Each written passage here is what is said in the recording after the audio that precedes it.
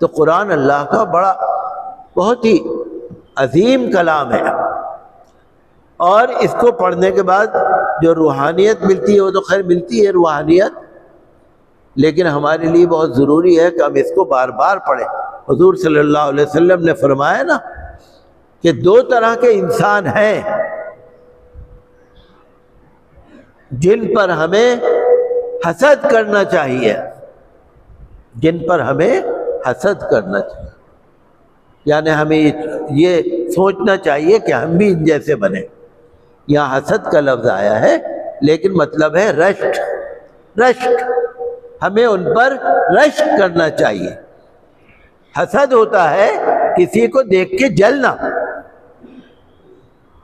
اگر اللہ نے کسی انسان کو دولت دی ہے اور میں حسد رکھتا ہوں، حسد کا مطلب یہ ہے کہ میں اس سے جل رہا ہوں کہ اللہ نے اس کو کیوں دیا، مطلب یہ کہ اللہ کرے اس سے چھن جائے مجھے مل جائے، یہ ہے حسد۔ اور رشک کا مطلب یہ ہے کہ ماشاءاللہ اللہ نے ان کو دیا ہے، میں چاہتا ہوں اللہ مجھے بھی دے، ان کو بھی برکت ملے مجھے بھی برکت ملے، یہ ہے رشک۔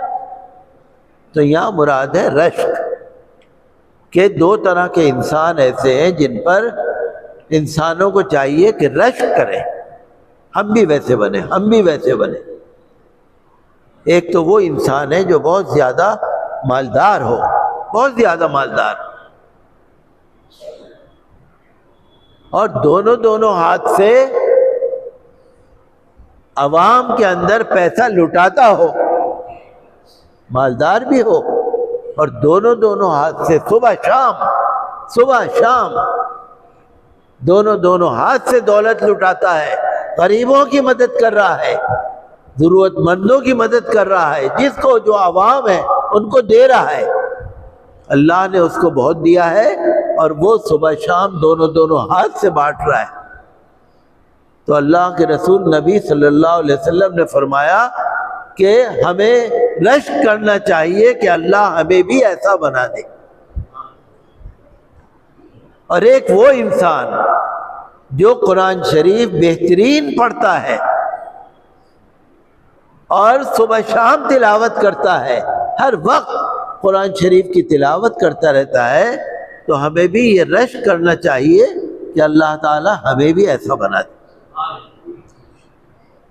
تو بات یہ ہے نا کہ قرآن شریف پڑھنے میں ہم لوگوں سے بڑی بھول ہو جاتی ہے، اور آج کل تو ایسا ہے کہ قرآن شریف بہت سارے لوگ تو جن کو پڑھنا نہیں آتا وہ بیچارے ہندی میں پڑھ لیتے ہیں، لیکن ہندی میں یاد رکھیے قرآن کبھی پڑھا نہیں جا سکتا۔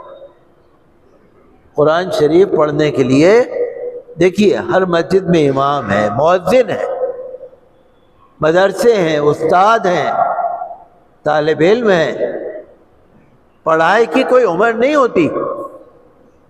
اگر کسی کو قرآن شریف پڑھنا نہ آتا ہو سیکھ لو، پڑھنا سیکھ لو۔ ہندی میں قرآن نہیں پڑھا جا سکتا کیونکہ ہندی میں وہ اکشر ہی نہیں ہے۔ اب جیسے زے ہے، زے، زا جس کو کہتے ہیں، زال ہے، ضاد ہے، ضا ہے، ہندی میں ہے ہی نہیں، ہندی میں ہے ہی نہیں۔ جیسے ہا ہے، ہا، خا، ہندی میں ہے ہی نہیں۔ عین، غین، فے، قاف، ہندی میں ہے ہی نہیں۔ تو قرآن شریف تو کوئی پڑھ ہی نہیں سکتا۔ جو ہندی کی اکشر مالا آپ دیکھ لیجئے ان میں یہ حروف ہے ہی نہیں، پڑھیں گے کہاں سے؟ آپ کہیں گے بندی لگا لیں گے، بندی نہیں لگانے کی بات ہو رہی، جو اکشر مالا ہندی کی چھپی ہوئی ہے اس کی بات ہو رہی ہے، بندی لگانے کی بات نہیں ہو رہی۔ اور بندی آپ کہاں لگائیں گے؟ بھئی زے ہے، ضاد ہے، زال ہے، زوئے ہے، ایک جیسی آواز ہے، ایک بندی لگاؤ گے تو 4 حرف جیسی آواز نہیں نکل سکتی نا۔ میں کسی کو برا نہیں کہہ رہا، میں یہ کہہ رہا ہوں پڑھنے کی عمر نہیں ہوتی کوئی، تو اس لیے قرآن شریف کو پڑھنا چاہیے، قرآن شریف کو سیکھنا چاہیے، عربی پڑھنی چاہیے۔ پڑھنے کی کوئی عمر نہیں ہے، اور جن کو اصلاح کرنی ہے بہت پہلے پڑھا تھا، ذرا بھول گئے، انہیں اصلاح کر لینی چاہیے۔ جو ہندی میں ٹرانسلیشن پڑھ سکتے ہیں، جو اردو میں پڑھ سکتے ہیں، ان کو پڑھنا چاہیے، تب جا کر اللہ کی رحمتیں برکتیں ہمیں ملیں گی۔ کہنے کا مقصد یہ ہے کہ آج جو ہمارے حالات خراب ہیں نا، وہ اسی وجہ سے کہ اللہ کے کلام کا جو حق ہے وہ ہم ادا نہیں کر رہے۔ ایسی دین کی بات ہے، ایسی اور باتیں ہیں۔